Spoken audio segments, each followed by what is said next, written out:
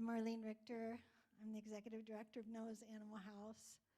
I am so delighted that you're here. I'm so delighted this got to happen. And what I wanted to share with you, we actually had somebody set up to come in and share her story, but it turned out that that didn't work out.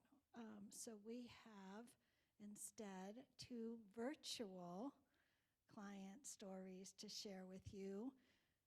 The reason we do what we do, the reason that this all could happen is so that they could have their pets with them. So 1 short video, 1 longer video, and these are folks that we actually got to journey with here in Las Vegas. And so the first one was, here we go, I'll turn it over. Go ahead. Here at Noah's Animal House, their goal is to help keep domestic violence survivors and pets united. They partner with a women's shelter next door. One woman shared her story with me. She traveled hours halfway across the country to stay here. We're calling her Sarah for privacy. Can you do a high five? Good job. Now say please. Good job. Good boy. Baxter is family, and leaving him behind wasn't an option for Sarah. She was in an abusive relationship for 10 years. One day she decided she and her children and Baxter were leaving. For about 3 weeks, we slept in a car with Baxter, because I had no idea there was a place. And I was doing some calls and looking around, and they said, you can go to Noah's, and we've been here ever since. Noah's Animal House formed in 2007 in partnership with the Shade Tree Shelter for homeless and abused women and children. It was the first combination shelter of its kind. As of October, Noah's Animal House has helped more than 2,000 pets from 34 different states. Your dog or cat is such an important part of your family that so many women wouldn't leave their abuser because they couldn't leave their animal behind. Between its 2 locations in Las Vegas and Reno, Nevada, Noah's Animal House can care for 80 pets at one time. Go, go, go, go. Providing veterinary care, food, toys, and private cuddle rooms. Baxter! Becky!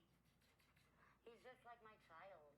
I'm not leaving him behind anywhere, and he's my everything, just like my kids, and it's my job to keep him safe too. Sarah wants other victims and survivors to know there is a way out. When you're going through it, it's sad, it's scary, but we're gonna get a home soon and have my dog back.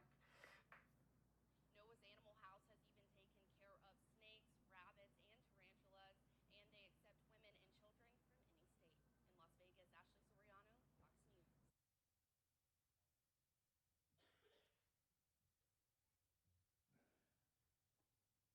And then this is an interview inside the cuddle room. You can't hear my questions, but I asked her to answer in a way that you would know what my question was. So pardon that you can't hear me, but please do listen to this beautiful lady talk about her journey.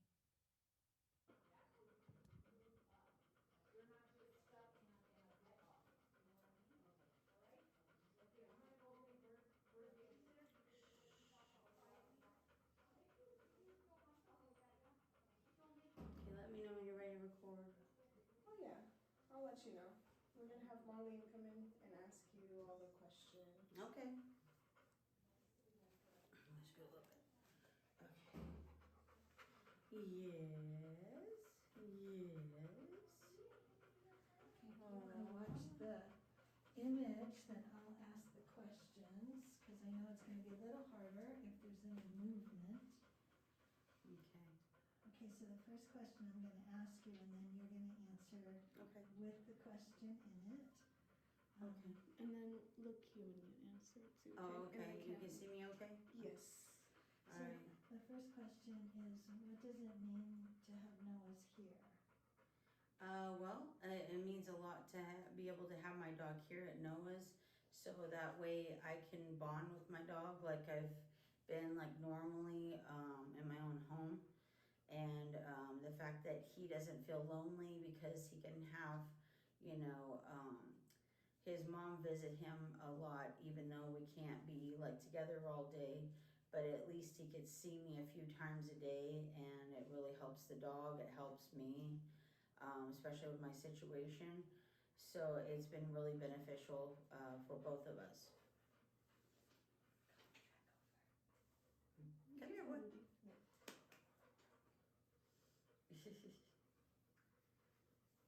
What does it mean to Rudy to have Noah's here? Well, I can tell that he loves all the workers here, and he likes the attention, and he just likes having, be able to see me for even just a few times a day. And, he does get to socialize with some animals. So it's for him, it's a place for him that he can, bond with some people and some dogs as well. Yeah, okay, boy. Yeah, baby boy. Hold on. Oh, shoot. Sorry, I'm trying to get it off. It's okay. Okay, it's pulling out. Okay, is that better? Yeah. Okay. It's under his, Jeez. under his little leg. Okay, got it. All right. The other question is,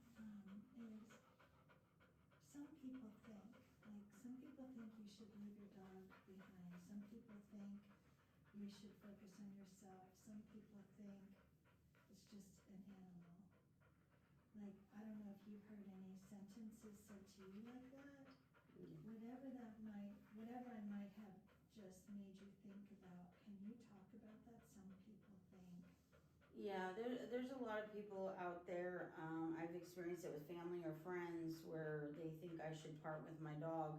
But my dog's been part of my life for like almost 6 years now. And for me to actually part with him, it's devastating because he's like my little child. He's my little fur baby. So we really built the bond over the years, and I couldn't part with him.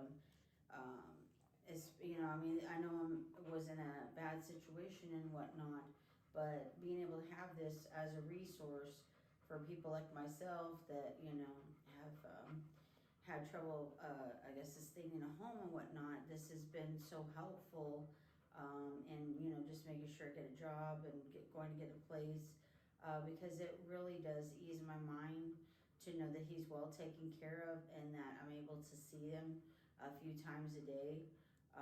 So for those people that think that it's no big deal, they're just not understanding that the bond that a person has with their animals. And for me, he's my little toddler, so I couldn't think of being without him, actually. What does it mean to know that Rudy's safe? It does mean a lot to me to know Rudy's safe, yes. Is there anything else that you'd like to say that I didn't ask you? I just, like I said, just want to say that the staff over here has been really, really great, really patient, really friendly, and I appreciate everything that everybody does here because I know we have a lot of animals here, and just the fact that the staff is able to devote as much attention to each animal really makes a difference, and it really makes the animals feel like they're at home even if they're away from home, as well as the owners of the pets make them feel at ease knowing that their animal's well taken care of. How'd you get Rudy? I got Rudy many years ago when I had first settled in Arizona at the end of 2017. At the time, I had moved back after I had a tragic death in the family, and I thought about having a dog. I wasn't sure when and where I was going to get one, and then I just decided to go to the shelter on New Year's Eve in 2017, and that's where I found Rudy. And the shelter was nice. They paid down all of everybody's fees, I guess. So instead of him being like $50 to $100, he was $25 to get, and he had all his shots and neutered, and he even has a microchip. So it was really a good thing, and I've been inseparable with my dog ever since.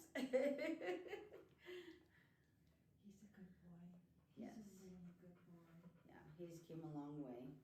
Did he always have such a gentle personality? No. Tell me about that. When I first got him, he was anti-dog, he was anti-guys. But over the years, I got him to like a majority of the people. Every once in a blue moon, somebody he doesn't care for, but we don't see that hardly, almost never. And then with animals, he's really came a long way, because my previous place had a dog park, and he got to socialize with a lot of different dogs. Yeah, he's definitely a ladies' man because he likes female dogs more than anything. So, yeah, he's came a long way. He's a good boy. Thank you for sharing his story and your story with us. It matters so much to people that don't get to come here for a tour. It matters so much to people that don't know. Right. Thank you, thank you, thank you. And of course, you know that Rudy's my favorite.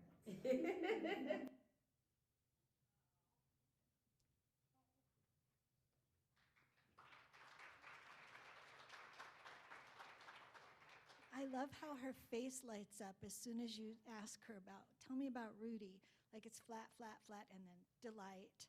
So that's always my favorite part when you start asking them about their pet. So she talks about the staff, and the staff that we have in both Reno and Las Vegas are absolutely incredible. They're so committed to the work. They're so committed to making things completely safe and warm and hospitable. But we couldn't do the work that we do without our volunteers. And during COVID, we had to stop all the volunteers because we were really counting on how many people were inside the building at a time. So in order to schedule the visits of the people with their pets, we really shut down our volunteer program. And starting it back up was really challenging, to say the least. And I just want to encourage you to listen to our next guest, who is one of our volunteers. She is literally one of the staff.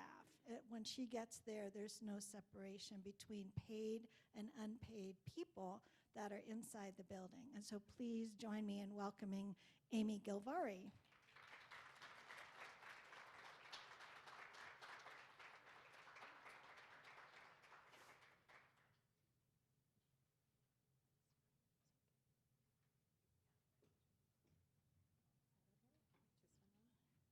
Hello, hello. I'm going to just jump right in. The day I put in my resignation at the animal shelter was a very emotional one, and I believe it was what led me here to NOAA's. It was a typical Sunday at the receptionist's desk when a woman walked in with palpable urgency. She was young and beautiful and holding back tears as she handed me the leash to her boxer. She was shaking. Her arms were covered in black and blue bruises that were beginning to turn purple and green. I'm begging you, please take my dog. Hiding behind her, a little girl peeked out as her mom proceeded. My dad is in the parking lot waiting to take us to a women's shelter, but we can't bring our dog, and I know my husband will kill her if I leave her at home. My heart broke into a million pieces as I brought her into a private room to fill out the forms and take her beloved best friend. She saved her dog's life that day in the midst of fear for her own life and her daughter's life. The most selfless act in the most devastating time. That lucky dog will never know how her owner's dedication and compassion spared her life, but I knew, and I will never forget it. I moved here from Massachusetts 2 months ago and researched volunteer opportunities and found NOAA's. I couldn't believe such a magical place existed, and I knew I had to immediately get involved somehow. Thank you to Marlene and Stacy for welcoming me with open wings and trusting me to be of service in my own way. As I explained to Stacy after my very first visit to NOAA's, my tears are drying, my brain is on fire, my heart is full, and I'm all in. There are several species of fish that spend their whole lives hiding from predators in the crevices of coral reefs. Their entire lives, just hiding. My early childhood was spent in hiding, and it was exhausting and limiting, and nobody should ever have to hide in the shadows or in the dark or with the shades pulled down, or become invisible in order to survive. The capacity to not only keep oneself alive and safe, but to also keep a child and a pet alive and safe is, to me, the most heroic and noble action in the world. It's a risk, it's a choice, it's a duty, and it is the truest example of bravery and the power of pure love. So thank you again to Marlene and Stacy for this opportunity that may very well become the greatest chapter of my life. I want to leave with Desmond Tutu quote that's one of my favorites. We need to stop just pulling people out of the river. We need to go upstream and find out why they're falling in. Thank you. That was beautiful. Amy, thank you so much.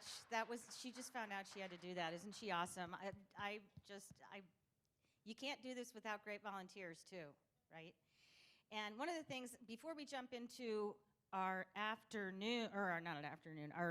first set of morning breakouts, I want to, Stacy and I were talking, and those women who allowed us to film them, those are the stories that make the difference. Those are the stories that you can leverage for awareness, for an emotional connection to the work that you all do.